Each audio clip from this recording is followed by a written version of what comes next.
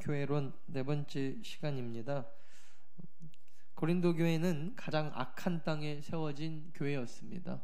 그것은 우상 숭배가 팽배한 땅이었고, 또 갖가지 음행과 그리고 교회 안에까지도 네 분류의 분파로 분쟁이 되어져 갖고 나뉘어져 가지고 싸움이 일어났던 그런 아주 악한 동네가 고린도 지역이었는데, 그 지역에서 세워진 교회, 그러니까 사람들이 악한 사람들만 모일 수밖에 없었겠죠. 그럼에도 불구하고 악하다라고 하나님은 이야기하지 아니하시고 사도 바울을 통하여 내가 너희들을 칭찬한다, 그렇게 말씀하셨다 그랬어요. 그러면서 칭찬 이후에 왜 교회가 분쟁할 수밖에 없는지, 분쟁의 이유에 대해서 또 말씀을 해주시는데, 교만 때문이다 그랬어요. 사람들은 누구나 다 교만합니다. 그래서 교만이 무엇이죠? 하나님 없이 내가 무엇이든지 할 수 있다, 내 힘으로 뭔가 할 수 있다라고 생각하는 것, 그리고 내가 옳다고 생각하는 것, 내가 옳기 때문에 내가 하나님의 자리에서 내가 심판하려고 합니다. 그래서 저 사람은 왜 저러냐, 나는 저 사람 같지 않다, 나는 나다, 그리고 내가 옳다. 그 이유가 다 있어요. 뭐 경험에 의해서 유대인들은 이적을 찾고 헬라인들은 지혜를 구하고, 각자 자기 나름대로 교만할 수밖에 없는 삶의 이유들이 있다 그랬습니다. 그런데 결국에는 내 안에 있는 이 교만이 하나님의 역사와 일을 이루어내는가? 그렇지도 않다 그랬죠. 오히려 교회가 분쟁의 씨앗이 되어지고 갈라지고 싸우고 더 어려워지더라는 것입니다. 교회만 그러지 않습니다. 가정에서도 마찬가지입니다. 가정이 나뉘어지는 것은 내가 교만하기 때문이에요. 남편이 하나님의 자리에서 아내를 섬기는 것이 아니라 자기가 하나님처럼 막 군림하려고, 하나님은 또 그러시지도 않거든요. 근데 하나님인 양, 그래서 자기가 마음대로 뭔가 할 수 있는 양, 아내에 대해서 뭔가를 요구하고, 아내들도 마찬가지고, 가정도 마찬가지고, 사회도 그렇고, 각자 자기가 섬기는 자세가 아니라 뭔가 심판자의 자리에서 내 생각을 이야기하고 내가 왜 옳은지에 대해서 궤변을 늘여놓을 때 우리의 공동체는 깨지고 갈라질 수밖에 없다라는 것입니다. 결국 그래서 어떻게 하면은 우리가 하나님의 교회를 아름답게 분쟁이 아닌 화합과 연합과 사랑의 모습으로 만들어갈 수 있는가? 어떻게 우리의 사랑하는 가정을 세워나갈 수 있는가?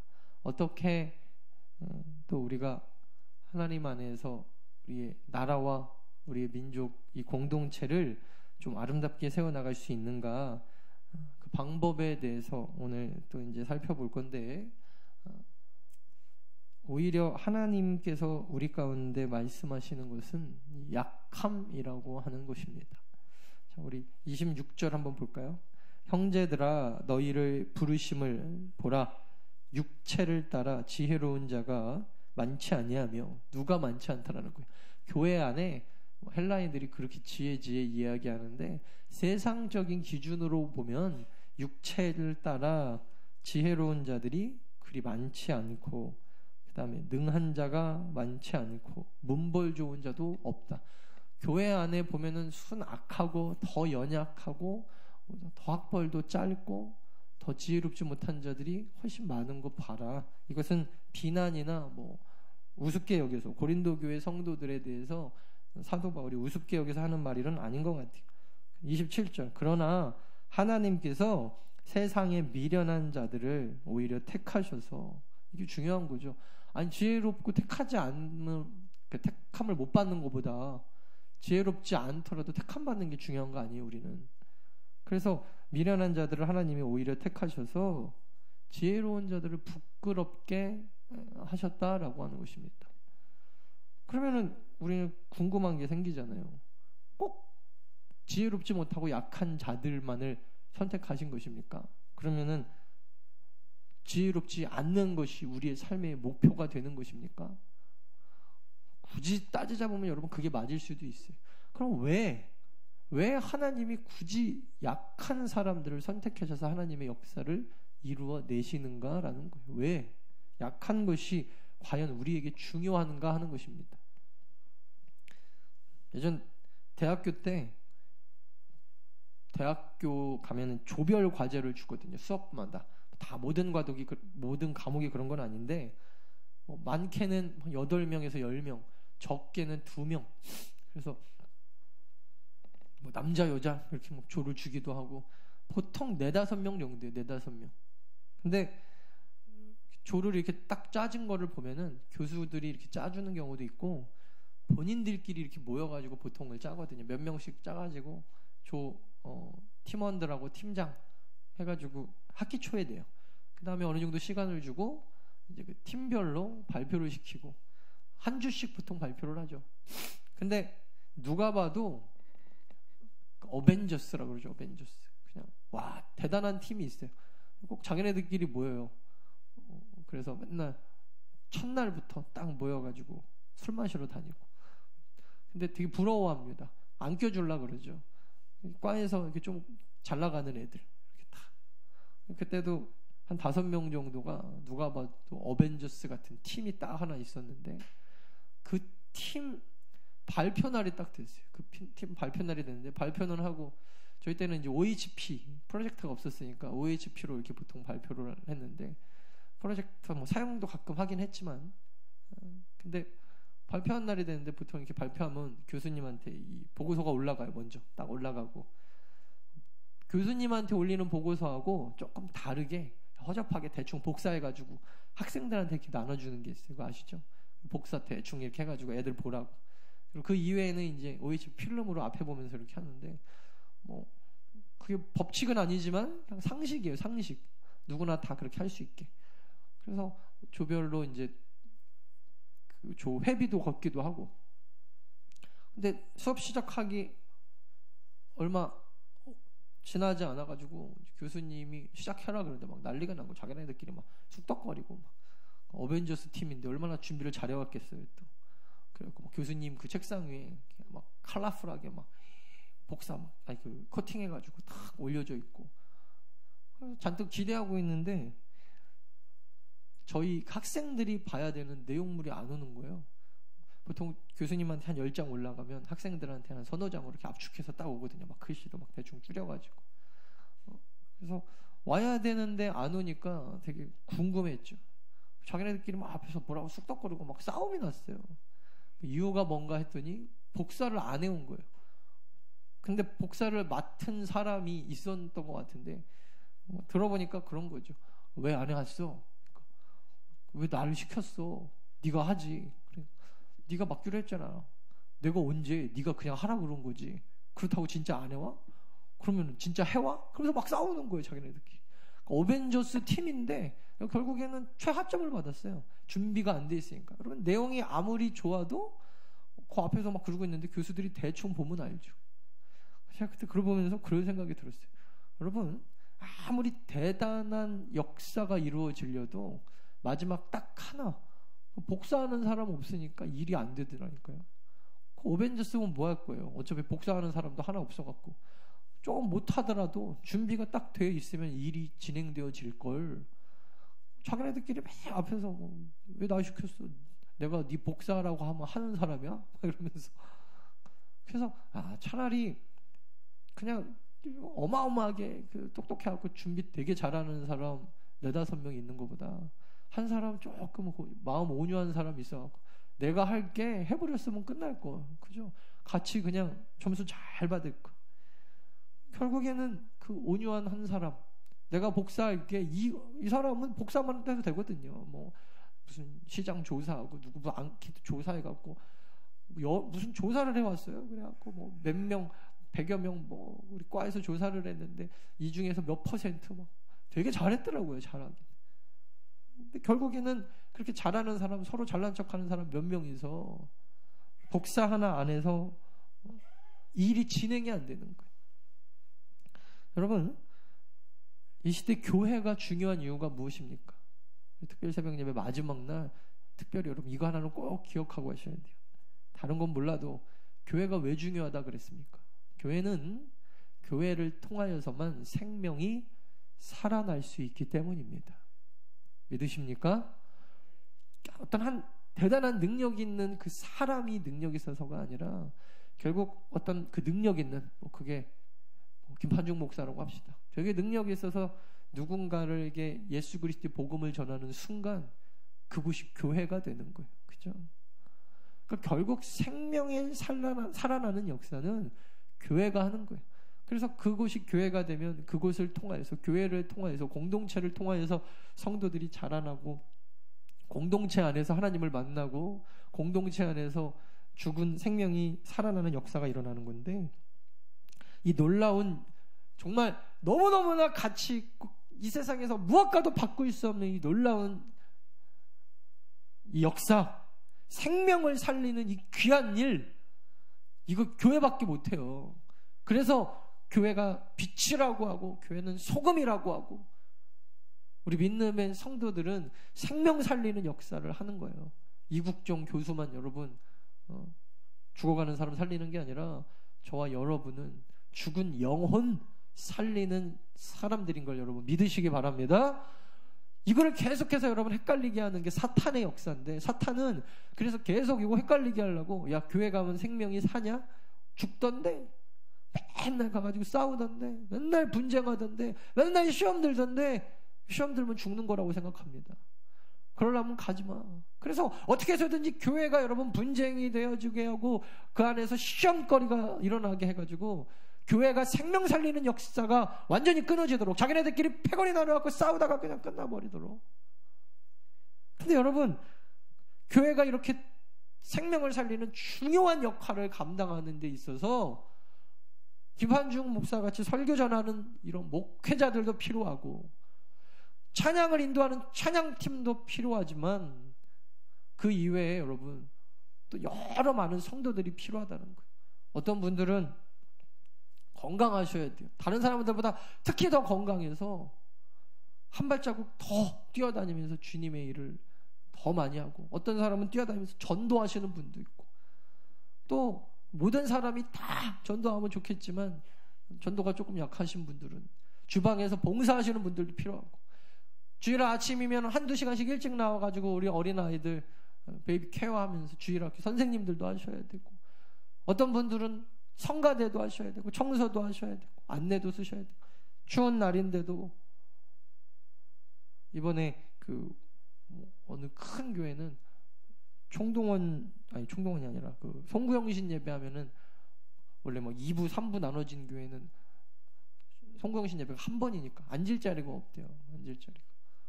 그래서 앉을 자리가 없는데 끝나고 나면 또 담임 목사님 축복기도 받으려고 막 3시간씩 기다리더라고요. 막 2-3시간씩.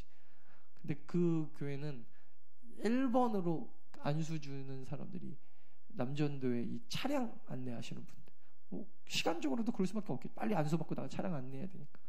그래가지고 차량 안내를 서로 하려고 그런다 그러더라고요. 근데 그날 정말 추웠잖아요. 거기다 또 새벽이니까.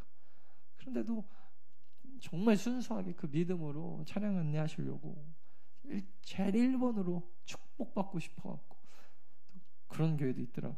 그래서 참 우리 한국이, 대한민국이 아직까지 참 살아있다라고, 생명 살리는 역사로 살아있다라는 생각이 드는 게, 성도들의 그 의식이 깨어있잖아요. 그러니까 누군가는 여러분 가장 낮은 곳에서 가장 힘든 일이지만 해내야 교회가 되는 거예요. 김판중 목사가 설교를 전한다고, 설교 전하는 사람만 여기 100명 앉아있으면 뭐 할 거예요? 그죠? 누군가는 듣고, 누군가는 식사를 준비하고, 누군가는 다른 곳에서 봉사를 하고, 누군가는 꽃꽂이도 하고, 누군가는 뭔가를 하고 있어야 되는 거예요. 결국에는 왜 이 시대에 하나님께서 약한 사람들을 세우시는가? 약하지 않으면요, 예수님이, 하나님이 우리 가운데 뭔가 말씀하셨을 때 그 자리를 지키고 그 자리에서 그 일을 순종하면서 감당하기가 쉽지 않기 때문이에요. 많은 사람들은 다 스스로를 그냥 자랑하고 싶어 합니다. 왜냐하면 자기의 존재 가치가 자랑에 있다고 생각이 돼요. 그래서 내가 이거 자랑하고, 돈 자랑하거나, 내 학벌 자랑하거나, 헬라인들은 지식 자랑하거나, 유대인들은 자기의 어떤 할례 받은 또 이적이 일어나는 거, 이런 거 자랑하면서 자기의 존재 가치가 거기 있다라고 생각하는데, 다 세상적인 생각이죠. 진화론적인 관점이라 그랬잖아요. 우리는 그냥 여러분 이 땅에 하나님이 존재케 하시면서 존재 자체가 가치 있는 줄 여러분 믿으시기 바랍니다. 내가 그냥 살아서 여기서 존재하는 것이, 우리가 자녀를 낳아보면 그 자녀가 그냥 태어나서 건강하게 자라주는 것이 가치 있게 존재를 하는 것처럼, 결국에는 우리는 뭔가를 막 대단하게 하나님 앞에 내세워서 하나님 앞에 존중받고 인정받는 사람들이 아니에요. 그러므로 여러분, 자랑도 오늘 본문에 보니까 뭐라 그랬어요? 하나님 앞에 하라. 그리고 때로는 우리의 약함이 자랑이 된다라는 것입니다. 때로는 사람이 약하지 않으면 하지 못하는 일도 있어요. 얼마 전에 어떤 여자 연예인이 나오셔서 그런 얘기 하더라고요. 자기는 아기를 낳으면서 자기 자신이 그렇게 한없이 초라해 보일 때가 없더라는 거예요. 그 이유가 애를 낳아 보니까 자기도 화장하고 꾸미고 텔레비에 나오면 그래도 못생기지 않은 정도의 외모인데, 애 낳으면은 뭐 머리를 감을 수가 있네, 몸을 씻을 수가 있네. 그러니까 애 막 젖 물리고 다 뭐 막 드러내놓고 막 그대로 자고 막 이러는데 너무 자기가 초라하더래. 그래서 갑자기 저는 말씀 준비하다가 그 생각이 들었어요. 연예인들은 뭐 세상의 기준으로 봤을 때 그래도 외모가 되니까 연예인 하는 거 아니에요. 아주 못생겼는데 뭐 하긴 힘들잖아요. 그래도 실제적으로 보면 평균보단 다 낫잖아요. 그죠? 근데 이렇게 강하면 할 수 없는 게 엄마인 것 같아요. 엄마. 그러니까 자기가 강하다고 생각하는, 예쁘다고 생각하고 자기가 한없이 외모가 화려하다고 생각하면 절대 할 수 없는 게 누군가를 자녀로서 길러내고 키워내고 양육하는 거, 이거 못할 거 아니에요. 그죠? 연예인들은 뭐 얼굴에다가 사실은 뭐 시술을 하고 뭐 분장도 해야 되고 화장도 해야 되는데 한없이, 그럼 집에서도 맨날 그렇게 꾸미고 있으면서 어떻게 애를 봅니까? 애슐리 박이라고 하는 어떤 분이 간증하신 걸 제가 한번 봤는데, 하여튼 이분은 어머니 때문에 시험 들어가고 교회 잘 안 나가신 그런 분들 우리 옛날에 많이 있잖아요. 그래서 자기가 어렸을 때 어머니를 보면 맨날 교인들 데려다가 자기네들도 먹을 거 없는데 목사님 먼저 맨날 섬기고 성도들 먼저 베풀고, 그래서 미국으로 떠나면서 그런 결단을 했다라는 거예요. 내가 내 인생의 목표는 엄마처럼 살지 않겠다. 그게 목표였대요. 엄마처럼 내가 살지 않겠다. 아니 자기 식구들도 잘 건사하지 못하는데 맨날 무슨 주의종이라고 모셔다가 식사 대접하고 맨날 뭐 갖다 주고. 옛날 그 어르신들 참 순수했어요. 그죠? 순종적이시고. 그러니까 그런 걸 보면서 이분은 굉장히 좀 막 화가 났던 것 같아요. 엄마처럼 살지 않겠다.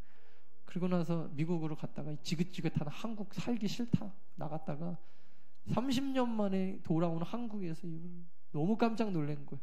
그래서 와, 한국이 30년 동안 이렇게 잘 살게 되고 이렇게 변했다니. 그러고 나서 30년 전에 그 엄마를 생각해 보니까, 나는 엄마처럼 살지 않으려고 미국 갔는데 딱 하나 차이점이 있대요. 그게 뭐냐면, 엄마는 30년 전에 자기가 생각으로 봤을 때는 한없이 초라해 보이고, 좀 표현으로 하면 뭐 밥순이 같이 맨날 집에서 밥만 해가지고 나는 엄마처럼 살지 않겠다 그랬는데, 그 엄마의 섬김이 그래도 자기의 가정을 살리고, 그죠?